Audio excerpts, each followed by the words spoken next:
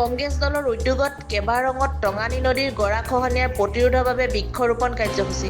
চিচিবৰগাঁও উন্নয়ন খণ্ডৰ অধীনত এখন অতি পুৰণি মিচিং জনগোষ্ঠী অধ্যুষিত অঞ্চল কেবাৰং। টঙানী নদীৰ কাষৰীয়া এই কেবাৰং গাঁওখনলৈ টঙানী নদীৰ গৰাখহনীয়াই ভাবুকি কঢ়িয়াই আনিছে। বিগত কেইবাবছৰ ধৰি অবিৰতভাৱে চলি থকা গৰাখহনীয়াৰ ফলত ইতিমধ্যে বিস্তৃত এলেকা নদীৰ বুকুৰ মাজত জাহ গৈছে। এইদৰে গৰাখহনীয়া চলি থাকিলে অচিৰেই কেবাৰং গাঁওখন নদীৰ বুকুত জাহ যাব। ইতিমধ্যে গৰাখহনীয়াৰ ফলত নদীখন কেবাৰং মোৰংঘৰৰ নিচেই কাষ পালেহি। ৰাইজে গৰাখহনীয়া প্ৰতিৰোধৰ বাবে চৰকাৰ তথা মিচিং স্বায়ত্তশাসিত পৰিষদৰ ওচৰত বহুবাৰ নিবেদন কৰাৰ পিছতো কোনো সুফল নাপায়। আজি কংগ্ৰেছ কৰ্মীসকল একগোট হৈ গৰাখহনীয়া হোৱা স্থানত বৃক্ষৰোপণ কাৰ্যসূচী গ্ৰহণ কৰে। আজিৰ বৃক্ষৰোপণ কাৰ্যসূচীত ধেমাজি জিলা কংগ্ৰেছৰ উপসভাপতি ক্ৰমে দীনেশ চন্দ্ৰ পেগু, বিলাৰাম পেগু, কমলাৱতী দলে পেগু, চিচি টঙানী ব্লক কংগ্ৰেছৰ সভাপতি যুক্তা কুম্বাংকে ধৰি শতাধিক কংগ্ৰেছ কৰ্মীয়ে অংশগ্ৰহণ কৰে।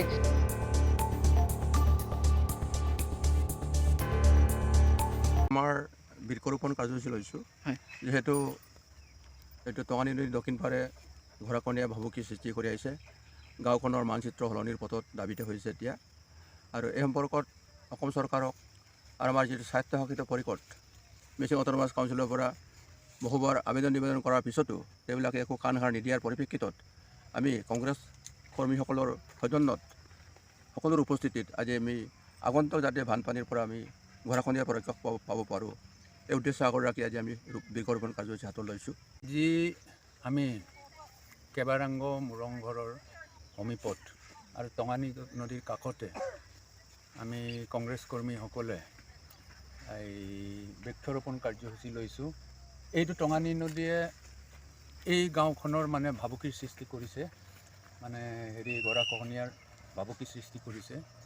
চৰকাৰে একো ব্যৱস্থা গ্ৰহণ নকৰা দেখি আমি কংগ্ৰেছ কৰ্মীসকলে একগোট হৈ আজি যাতে এই নদীখনে গৰাখহনীয়াৰ পৰা ৰোধ কৰিব পাৰোঁ, নদীখনৰ পৰা গৰাখহনীয়া ৰোধ কৰিব পাৰোঁ, সেইটোৰ কাৰণে বৃক্ষৰোপণৰ কাৰ্যসূচী লৈছোঁ। ইয়াতে আমাৰ চিচি টঙানী জিলা পৰিষদীয় এলেকাৰ ব্লক লেভেলৰ সভাপতি যুক্তা কুম্বাংদেৱ আছে। আমাৰ সহকৰ্মী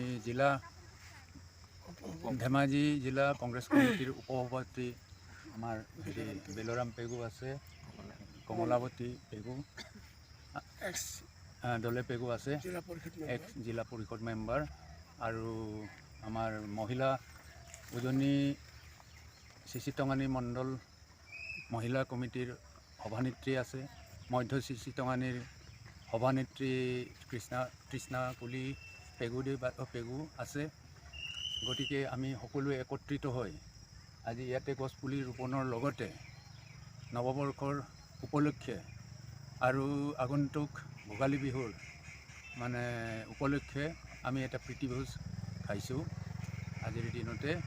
গতিকে এইটো গছপুলি ৰোপণেৰে চৰকাৰৰ যিটো হেমাহি, এই হেমাহিটো আমি চাই ইয়াতে প্ৰটেকশ্যনৰ কাৰণে কাৰণে গছপুলি ৰোপণৰ কাৰ্যসূচী আজি গ্ৰহণ কৰিছোঁ। ধেমাজি জিলাৰ পৰা সঞ্জয় নাথৰ ৰিপৰ্ট, E24 লাইভ ব্ৰেকিং।